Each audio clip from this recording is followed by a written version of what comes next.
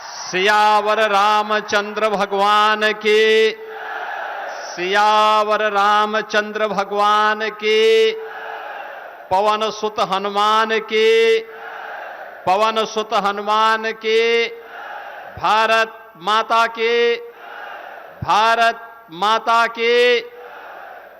नमः पार्वती पतिये हर हर।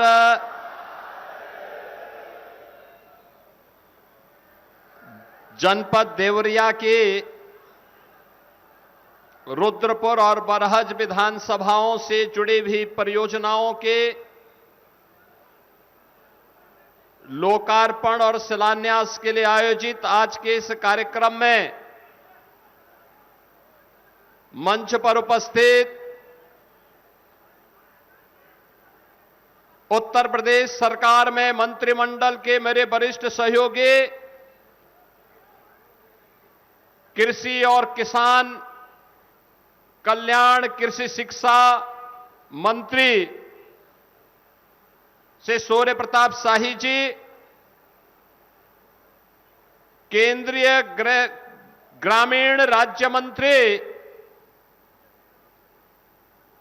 श्री कमलेश पासवान जी, प्रभारी मंत्री देवरिया श्री दयाशंकर सिंह जी, उत्तर प्रदेश सरकार की ग्राम्य विकास की राज्य मंत्री श्रीमती विजय लक्ष्मी गौतम जी, जिला पंचायत अध्यक्ष श्री गिरीश चंद तिवारी जी, माननीय सांसद देवरिया श्री शशांक मणि त्रिपाठी जी, लोकप्रिय विधायक बरहज श्री दीपक मिश्रा साका जी, लोकप्रिय विधायक रुद्रपुर श्री जयप्रकाश निषाद जी, लोकप्रिय विधायक देवरिया सदर श्री सलभमणि त्रिपाठी जी, हमारे माननीय विधायकगण श्री सुरेंद्र चौरसिया जी, सभा कुंवर कुशवाहा जी, विधान परिषद सदस्य डॉक्टर रतनपाल सिंह जी, भारतीय जनता पार्टी के नवनियुक्त प्रदेश उपाध्यक्ष श्री कामेश्वर सिंह जी, जिलाध्यक्ष भारतीय जनता पार्टी श्री काली प्रसाद जी, पूर्व सांसद श्री रविंद्र कुशवाहा जी, नगर पालिका अध्यक्ष बरहज श्रीमती श्वेता जायसवाल जी, सदस्य महिला आयोग श्रीमती रितु शाही जी, छट्टेलाल निगम जी, पूर्व जिलाध्यक्ष भूपेन्द्र सिंह जी, अंतर्यामी सिंह जी, प्रदेश उपाध्यक्ष किसान मोर्चा बंधु उपेंद्र सिंह जी, भारतीय जनता पार्टी के प्रदेश के प्रवक्ता श्री एसएन सिंह जी, भारतीय जनता पार्टी और विभिन्न सामाजिक संगठनों के हमारे पदाधिकारीगण, उपस्थित सभी बहन और भाइयों, ये मेरा सौभाग्य है कि आज मुझे रुद्रपुर और बरहज विधानसभा के मध्य में इस पावन धरा पर आने का सौभाग्य प्राप्त हुआ है, जिस पावन धरा पर बाबा दुग्धेश्वर नाथ और बाबा महेंद्र नाथ जैसे पावन ज्योतिर्लिंगों का आशीर्वाद प्राप्त है। मैं इस पावन धरा को नमन करता हूं। आप सभी को आज यहां पर लोकार्पित हुई और शिलान्यास हो रही परियोजनाओं के लिए हृदय से बधाई भी देता हूं।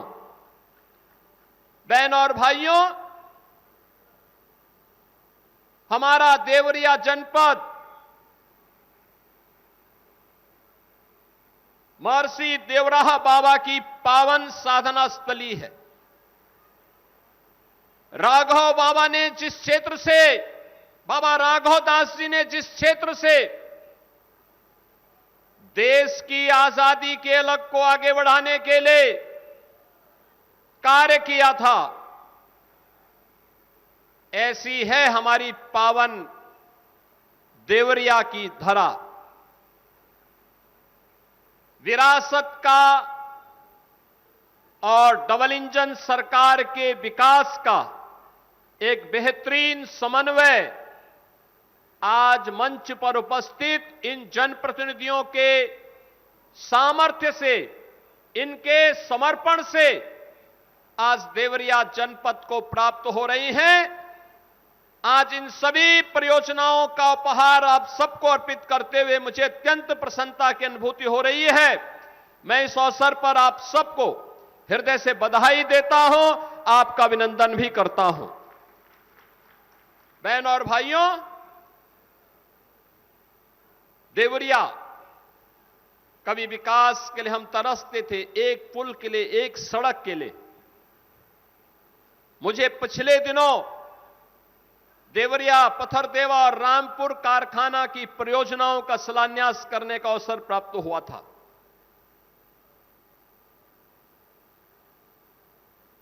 अब आप कहेंगे कैसी योजनाएं हो सकती हैं?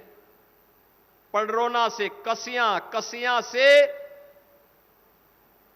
पत्थरदेवा, देवरिया होते हुए, सोनू घाट होते हुए, बरहज होते हुए, और फिर हम उसको दोहरी घाट तक जोड़ करके फिर इसको हम वाराणसी और गोरखपुर मार्ग से जोड़ करके आपके यानी पूरब पश्चिम की दूरी को तो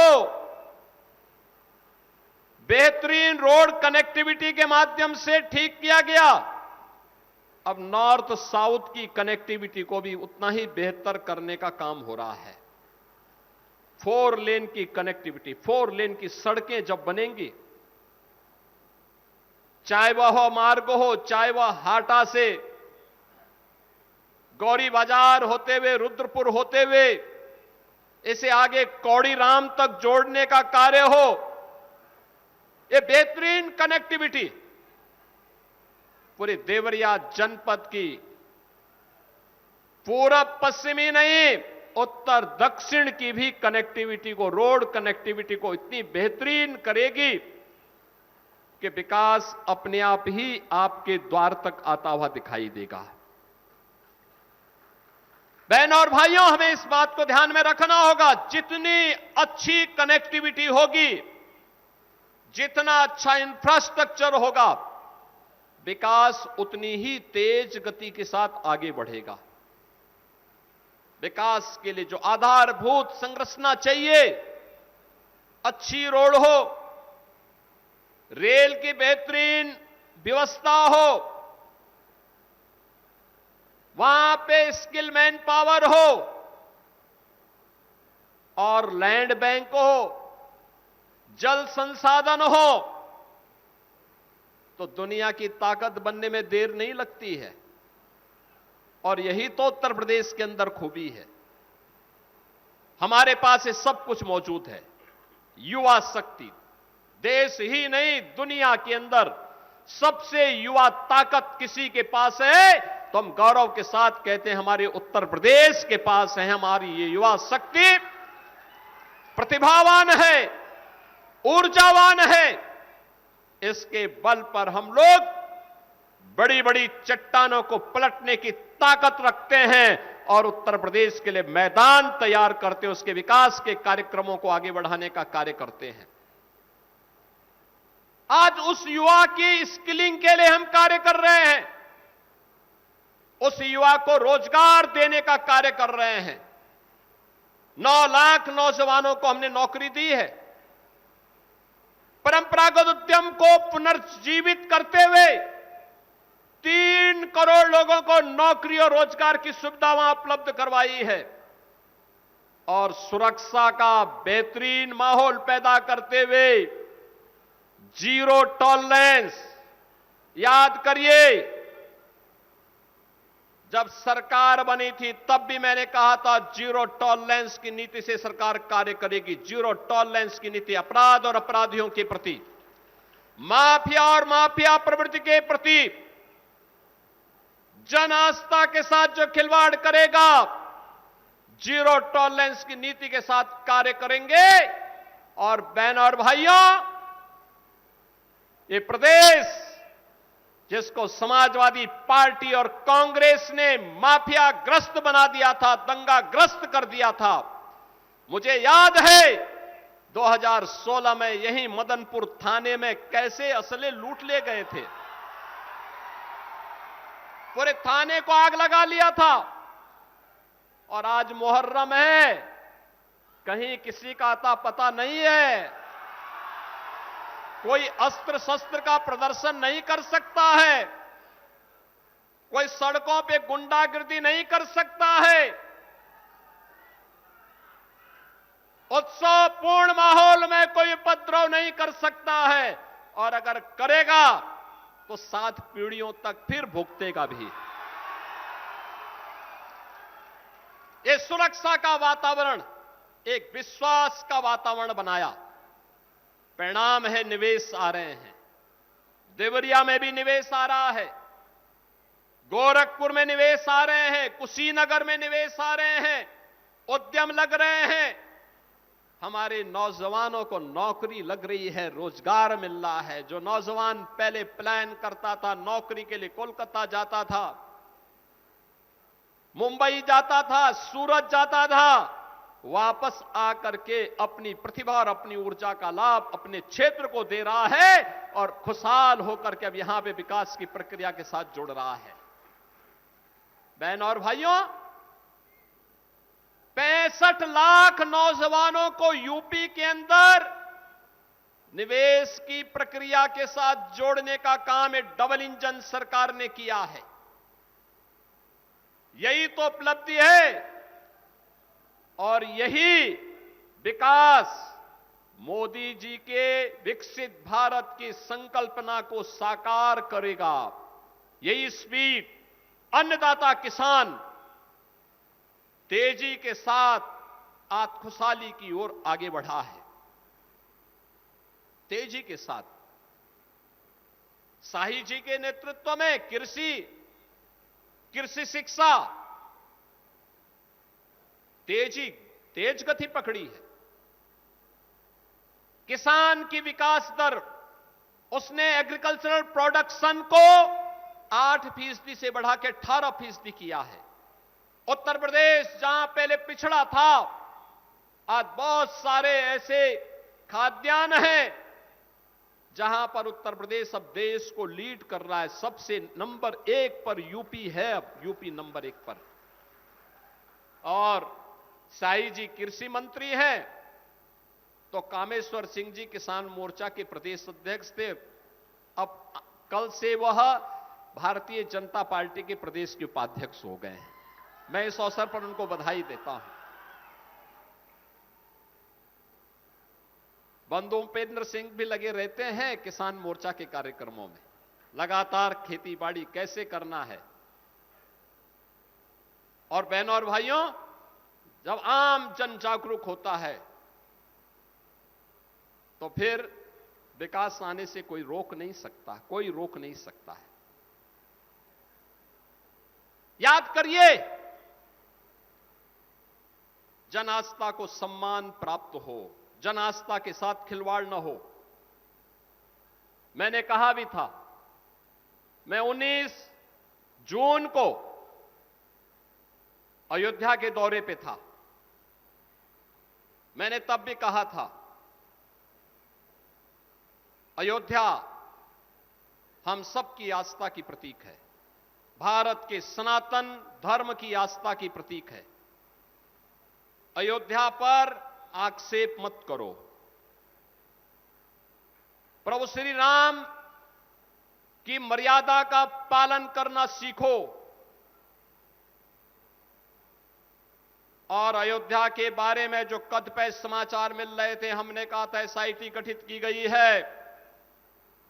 एसआईटी की रिपोर्ट आने के साथ ही हमारी कार्रवाई भी प्रारंभ हो जाएगी। और आपने देखा होगा, एसआईटी की रिपोर्ट आई, तुरंत कार्रवाई प्रारंभ हो गई। और मैं आश्वस्त करता हूं, जो मैंने कहा था, दूध का दूध और पानी का पानी हम करके रहेंगे।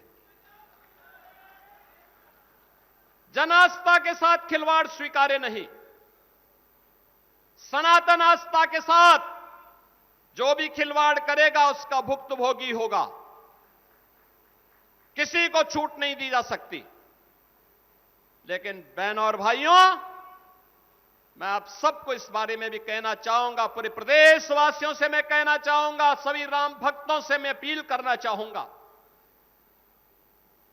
ये जो लोग आज आक्षेप कर रहे हैं, उठाने का कुत्सित प्रयास कर रहे हैं, इनकी मंशा अच्छी नहीं है।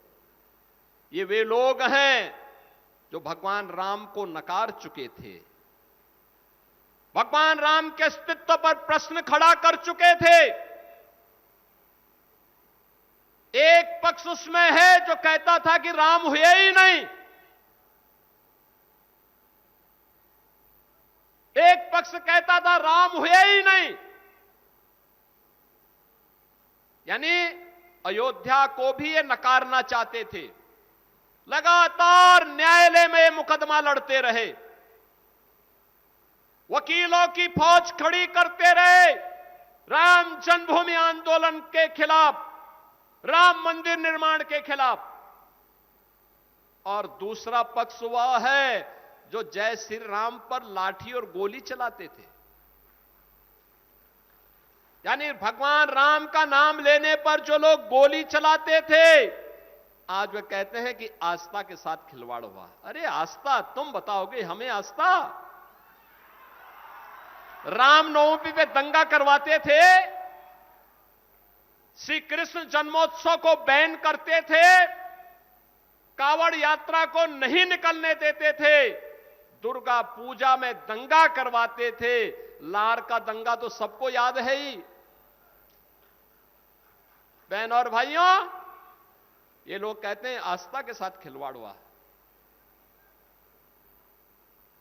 इनके काले कारनामों का चिट्ठा जब खुलता है, याद करिए, कांग्रेस ने देश को लूटा ही नहीं था, नोचा था। बेईमानी और भ्रष्टाचार के कीर्तिमान स्थापित किए थे। बेईमानी और भ्रष्टाचार के जो कीर्तिमान स्थापित किए थे, वे आज अयोध्या पे आक्षेप लगा रहे हैं। बहनों और भाइयों, ये स्वीकार्य नहीं। सरकार की जो मंशा है, सरकार ने पहले दिन कहा कि दूध का दूध और पानी का पानी सबके सामने आएगा। लेकिन मैं फिर से अपील करूंगा, राम भक्तों की अग्नि परीक्षा मत लो। राम भक्तों के साथ, उनकी आस्था के साथ खिलवाड़ करना बंद करो। अगर तथ्य नहीं है, पुष्ट प्रमाण नहीं है, तो आरोप प्रत्यारोप बंद करो। और प्रमाण है तो एसआईटी को सबूत सहित प्रमाण प्रस्तुत करो। एसआईटी की सिफारिश के अनुरूप सरकार कार्रवाई को आगे बढ़ा रही है। और जब वरिष्ठ अधिकारियों की टीम कार्य कर रही है, तो उसमें फिर राजनीतिक बयानबाजी बंद करें। समाजवादी पार्टी की सरकार को कौन नहीं जानता है? जब इनकी सरकारें थी, क्या करते थे लोग? नौजवानों के लिए आने वाली नौकरियों में पैसा वसूली करते थे। पूरा खानदान निकल पड़ता था वसूली में। नौजवान को नौकरी नहीं मिल पाती थी। आज तो आपने देखा होगा, आरक्षी भर्ती में हमारे देवरिया के भी भारी संख्या में सैकड़ों नौजवान देवरिया के भी भर्ती हुए। जब नियुक्ति पत्र में बांटता हूं, पूछता हूं कहां से, वो कहता है रुद्रपुर से, वो कहता है बरहस से, वो कहता है देवरिया से, वो कहता है गौरी बाजार से, वो कहता है पत्थर देवा या रामपुर कारखाना, सलेमपुर। हमें लगता है देखो, अगर ये डबल इंजन की बीजेपी की सरकार नहीं होती तो ये नौजवान नौकरी से, सरकारी नौकरी से वंचित हो गए होते। ये नौकरी आपका अधिकार है और आपने अधिकार इसलिए प्राप्त किया क्योंकि आपने वोट सही जगह डाला है, आपके परिवार के लोगों ने सही जगह वोट डाला है, इसलिए ये नौकरी भी आपको प्राप्त हो पा रही है। नहीं तो समाजवादी पार्टी की सरकार होती तो क्या आपको नौकरी मिल पाती? नहीं, चाचा भतीजे की जोड़ी वसूली करके सबकी नौकरी को पूरी तरह रौंद चुकी होती, नीलाम कर चुकी होती, पैसा भी निकल गए होते, नौकरी भी नहीं मिलती। जो व्यक्ति योग्य नहीं था उसी को आयोग का अध्यक्ष बना दिया था। ये तो इनके काले कारनामे थे और यही इन्होंने जिंदगी भर किया। ये पूर्वांचल एक्सप्रेसवे जो आज पूर्वी उत्तर प्रदेश की दूरी को बहुत कम कर रहा है, बहुत कम कर रहा है। कल मैं देख रहा था, कल मैं संत कबीर नगर और खजनी विधानसभा के बीच, धनकटा और खजनी विधानसभा के बीच ऐसे ही एक कार्यक्रम में गया था और वहां पर मैं देख रहा था पूर्वांचल एक्सप्रेसवे की कनेक्टिविटी ने लोगों के जीवन में कैसे परिवर्तन किया है।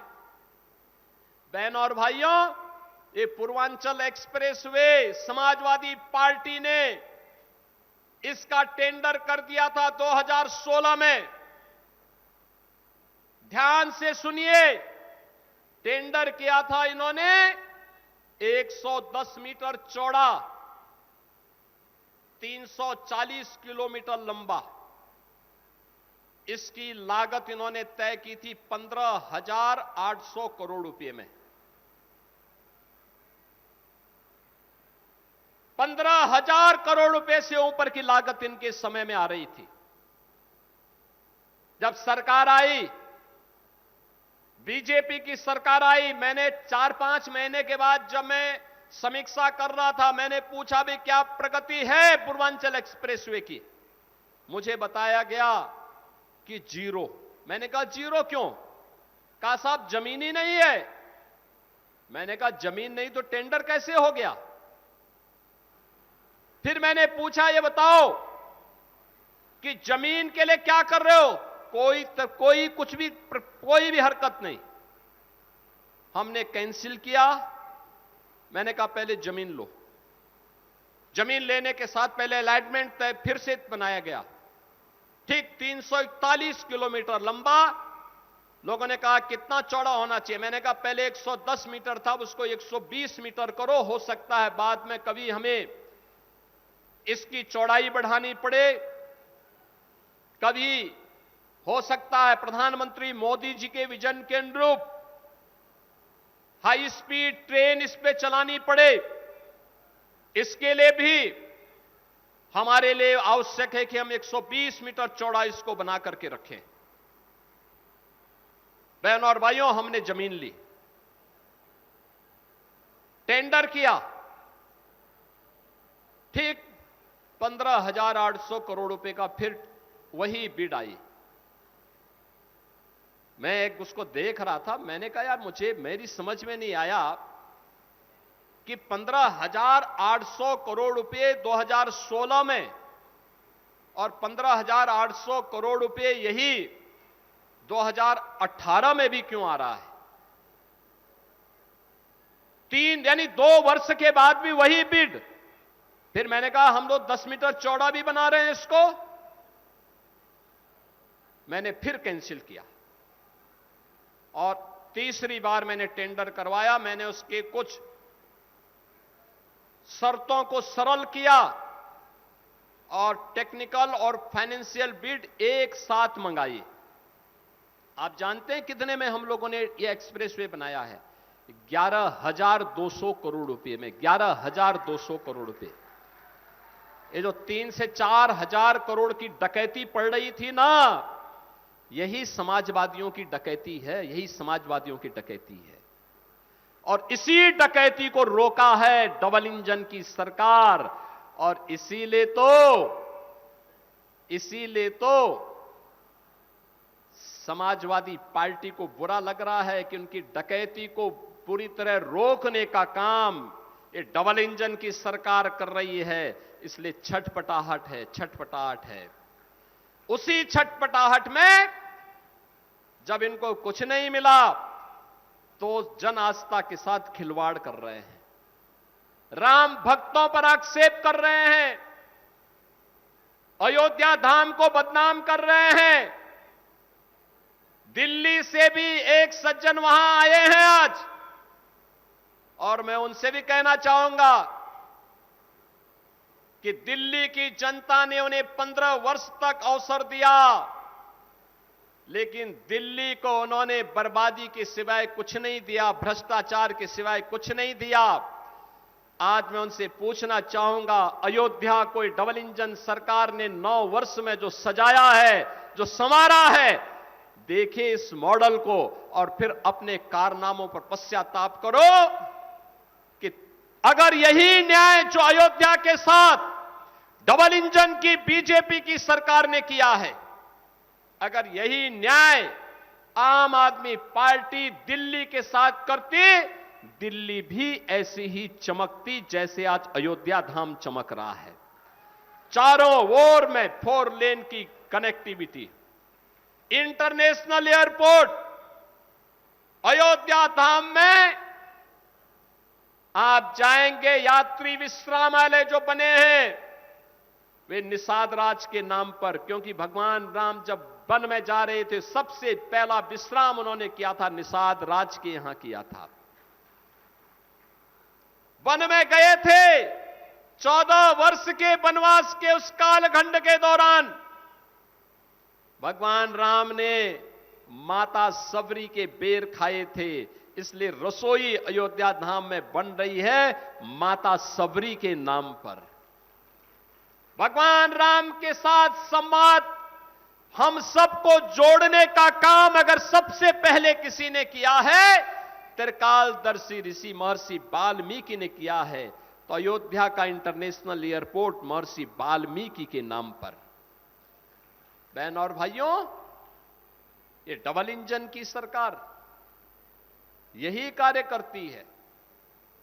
मोदी जी का मार्गदर्शन है, उनका नेतृत्व है, और डबल इंजन की स्पीड के साथ, फर्राटे के साथ विकास के कार्य जब आगे बढ़ते हैं तो क्या देवरिया, क्या कुशीनगर, क्या बलिया या फिर मऊ, आजमगढ़, ये सभी विकास के साथ तेजी के साथ दौड़ते हुए दिखाई देते हैं। आज कोई क्षेत्र ये नहीं कह सकता कि हमारे पास सड़क नहीं आई। एक एक विधायक से पूछ पूछ करके प्रस्ताव मांगते हैं कि भैया लाओ, आपके यहां कौन सा काम होना है, बताओ कौन सा पुल है। जब साका ने और कमलेश जी ने मुझे कहा कि मोहन सेतु सपा के पाप के कारण नहीं बन पा रहा है, हमने कहा चिंता मत करो, इनके पाप को तो जनता ने ही इनके पाप की सजा दे दी है। अब ये सेतु जरूर बनेगा, हम पैसा देते हैं। और बहन और भाइयों, हमने उसके लिए पैसा स्वीकृत किया है। साका आए थे मुझे अपने पूज्य पिता की स्मृति में जो दिवस वो मनाते हैं उसमें आमंत्रित करने के लिए, और मैंने कहा था कि मैं आऊंगा भी, क्योंकि स्वर्गीय दुर्गा प्रसाद मिश्र जी भारतीय जनता पार्टी के पहले विधायकों में से थे, प्राचीन पुराने विधायकों में से। आजीवन उन्होंने विचारधारा के साथ लड़ करके काम करते रहे, और मेरी इच्छा भी थी, लेकिन उसी दिन एक बड़ा कार्यक्रम लखनऊ में प्रधानमंत्री मोदी जी के एक विशेष कार्यक्रम के कारण मुझे मैं आ नहीं पाया। उन्होंने उस समय कहा था कि सोनो घाट से लेकर के बरहज का मार्ग, मैंने कहा चिंता मत करिए, इसको हम बनाएंगे और बनेगा, बहुत बेहतरीन मार्ग बनाएंगे, ऐसा मार्ग बनाएंगे बहन और भाइयों, बरहज की कनेक्टिविटी को बेहतरीन बनवाएंगे। बरहज तो कभी घाघरा नदी में इस क्षेत्र का प्रमुख व्यापारिक केंद्र था, प्रमुख केंद्र था। आज भी वह सब चीजें वहां मौजूद हैं। और जब इनलैंड वाटरवे के कार्यक्रम आगे बढ़ रहे हैं, तब हमारे लिए महत्वपूर्ण हो जाता है कि अयोध्या के लिए जो कनेक्टिविटी आने वाले समय में इनलैंड वाटरवे की बनने जा रही है, उस इनलैंड वाटरवे की कनेक्टिविटी का मुख्य एक केंद्र बरहज में भी बनेगा। बरहज में भी यहां के किसानों की जो सब्जी होगी, फल होंगे, खाद्यान्न होंगे, और साई जी के नेतृत्व में जो मिलेट की खेती हो रही है, फूलों की खेती होगी, उसको यहां से अंतर्राष्ट्रीय बाजार में पहुंचाने के लिए पानी के जहाज तैयार रहेंगे। यहां से सीधे दुनिया के बाजार तक पहुंचाने के लिए उस कार्यक्रम को आगे बढ़ाया जा सकता है। बहनों और भाइयों, मैं आप सबको इस बारे में आश्वस्त करता हूं, चाहे वह राप्ती नदी की बाढ़ की समस्या का हो, चाहे वह घाघरा नदी से बाढ़ से बचाव का कार्यक्रम हो, चाहे वह गांव की कनेक्टिविटी हो। ग्रामीण विकास के राज्य मंत्री केंद्र सरकार में आपके लोकप्रिय सांसद श्री कमलेश पासवान जी हैं, और ग्रामीण विकास की राज्य मंत्री उत्तर प्रदेश सरकार में श्रीमती विजय लक्ष्मी गौतम जी हैं। दोनों का संबंध देवरिया से है। इसलिए गांव की कनेक्टिविटी को लोग बेहतरीन बना सकते हैं और बना भी रहे हैं। इसमें तेजी के साथ कार्य कर रहे हैं, और मुझे बताते हुए प्रसन्नता है कि कल ही 6,18,000 गरीबों के लिए प्रधानमंत्री आवास योजना नए स्वीकृत हुए हैं। 6,18,000 गरीबों को ये आवास उपलब्ध होने जा रहे हैं। हम तेजी के साथ इस कार्यक्रम को आगे बढ़ाएंगे। हर गरीब के पास हो अपनी छत, हर गरीब के घर में हो एक शौचालय, हर गरीब के पास हो 5 लाख रुपए का आयुष्मान कार्ड, हर गरीब को मिले मुफ्त राशन की सुविधा। यही तो डबल इंजन सरकार की पहचान है।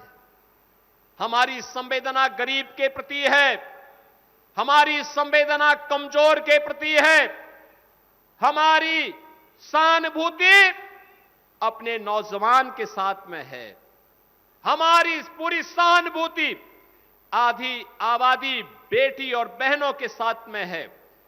हमारी सुरक्षा की ढाल बेटी को और व्यापारी को सुरक्षा प्रदान करेगी, लेकिन इस सुरक्षा की ढाल अपराधी और आपराधिक प्रवृत्ति के तत्वों को उतनी ही शक्ति के साथ रौंदने का कार्य भी करेगी।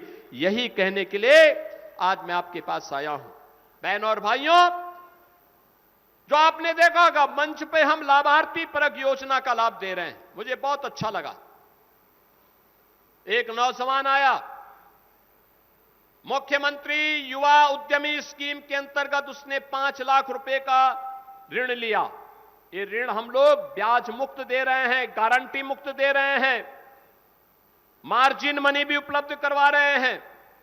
मैंने कहा भाई क्या काम करोगे? उस नौजवान ने कहा कि सामान्यतः तो मैं बीजेपी के कार्यकर्ता के रूप में काम करता हूं, लेकिन जो समय मिलता है परिवार के भरण पोषण करने के लिए मैंने अपना काम प्रारंभ किया है, वह है प्रोसेसिंग का काम, और उस कार्यक्रम को मैं आगे बढ़ा रहा हूं। अच्छा लगा। युवा के सपने देखो, किसी पर आश्रित होकर के नहीं, अपने दम पर अपने बल पर सरकार की योजना का लाभ लेकर के हम बेहतरीन करके दिखाएंगे, और ये आज के हमारे युवा करने जा रहे हैं। एक नौजवान दूसरा आया युवा उद्यमी स्कीम के अंतर्गत। मैंने उससे पूछा क्या काम करोगे? उसने कहा कि अब तक तो हम बीजेपी के कार्यक्रम के साथ जुड़ करके लगातार जाते थे, कहीं जाते थे, कार्यकर्ताओं को चाय और मिठाई खिलाने के लिए हमें परेशानी होती थी। अब मैं मिठाई की दुकान स्वयं खोलूंगा तो कम से कम बीजेपी के कार्यकर्ता मिठाई तो खाएंगे। यह है सपना, स्वावलंबन और सपने को साकार करने का तरीका। स्कीम है, नौजवान जुड़ें। हर एक क्षेत्र में बहुत संभावनाएं हैं। पीएम सूर्य घर मुफ्त बिजली योजना, रूफटॉप सोलर की व्यवस्था बिजली के बिल को आधे से कम कर देगा। हमें इस स्कीम का लाभ लेना चाहिए। बड़े पैमाने पर लगाए जा रहे हैं और बिजली तो वैसे भी आवश्यक है, लेकिन पीक आवर में इसकी मांग बहुत ज्यादा बढ़ जाती है। सरकार दे रही है, ये डबल इंजन की सरकार है, जनता की हर अपेक्षा पर खरी उतरेगी, उसके लिए हर सुविधा उपलब्ध करवाएगी। ये सपा बसपा और कांग्रेस की सरकारें नहीं है जो अंधेरे में लोगों को रखती थी, क्योंकि अंधेरे में ही ये जनता के हक पर डकैती डालते थे, इसलिए ये बिजली नहीं देना चाहते थे, सड़कें नहीं बनाना चाहते थे, बाढ़ की समस्या से ग्रसित करके इंसेफ्लाइटिस से इस पूरे क्षेत्र को तबाह किए हुए थे, नौनिहालों के जीवन के साथ खिलवाड़ कर रहे थे। मैं भी आ रहा था, मंच पर आने के पहले मुझे 2 बच्चों का अन्नप्राशन करने का अवसर प्राप्त हुआ। 6 महीने के बच्चे, लेकिन जब वो मेरे पास आए रो नहीं रहे थे, हंस रहे थे। उनके परिवार के लोग भौचक थे कि देखिए मुझे पहली बार वे देख रहे हैं लेकिन हंस रहे हैं। तो मैंने कहा उसको मालूम है, उन बच्चों को मालूम है कि डबल इंजन सरकार उन मासूम बच्चों के जीवन को सुरक्षित करने वाली सरकार है। नहीं तो बहनों और भाइयों, इंसेफ्लाइटिस की कहर इस पूर्वी उत्तर प्रदेश के अंदर कैसे उन मासूम बच्चों को निगल जाती थी। हर परिवार सशंकित रहता था, हम लोग स्वयं सशंकित रहते थे कि पता नहीं कौन परिवार चपेट में आ जाए। आज मुझे अच्छा लगता है जब मैं इन बच्चों को हंसते हुए देखता हूं, जब बेटियों को स्कूल जाते हुए देखता हूं, और अब उनके पैर नंगे नहीं होते हैं, जूते और मोजे पहन करके वे बेटियां स्कूल जाती हैं, तो मुझे अच्छा लगता है कि देखो नए भारत में बेटी किस स्वाभिमान के साथ पढ़ने के लिए जा रही है। और मैं कहूंगा आप सबसे भी, हमारा दायित्व बनता है कोई बच्चा शिक्षा से वंचित न रहे, उसको साक्षर बनाने में हम योगदान दें, स्कूल भेजें। सारी सुविधा सरकार दे रही है, सभी प्रकार की सुविधाओं से इन्हें आच्छादित कर रहे हैं। और ग्राम पंचायतों को मैं कहूंगा हमारा दायित्व, हमने ग्राम प्रधानों के अभी कार्यकाल को बढ़ाया है, वे कार्य करें, मजबूती के साथ कार्य करें, कोई समस्या नहीं आएगी। लेकिन अपने गांव में देखें, कोई गरीब भूखों न रहने पाए, कोई निराश्रित महिला पेंशन के भाव में न रहने पाए, किसी निराश्रित के घर में राशन नहीं पहुंच रहा है, हम उसके घर में राशन पहुंचाने की व्यवस्था करें। सरकार की सुविधा है, आप उस तक पहुंचाइए। किसी परिवार को देखभाल करने वाला कोई नहीं, तो आप उस तक उस सुविधा पहुंचाइए। आपको हमने अधिकार दे रखा है, अगर किसी निराश्रित की दुर्भाग्य से बीमार हो जाता है, उसकी सहायता करने के लिए आपके पास धनराशि उपलब्ध करवाइए। पैसा कम पड़ता है, हमारे विधायकों के पास जाइए, सांसदों के पास जाइए, वे जो भी रिकमेंडेशन करेंगे पैसा हम उपलब्ध करवाएंगे, पैसे की कमी नहीं पड़ने वाली है।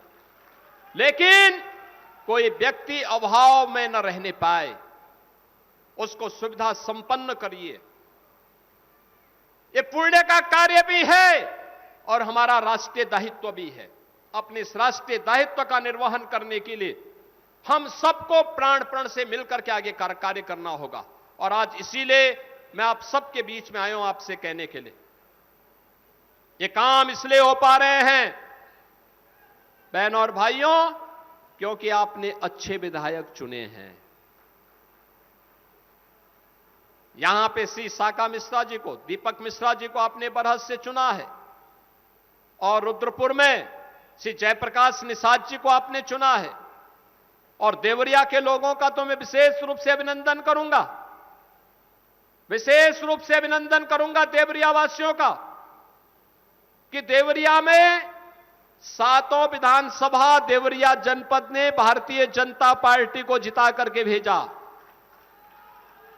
यहां पे 2 सांसद श्री शशांक मणि त्रिपाठी जी और कमलेश पासवान जी, ये दोनों जीत करके गए हैं।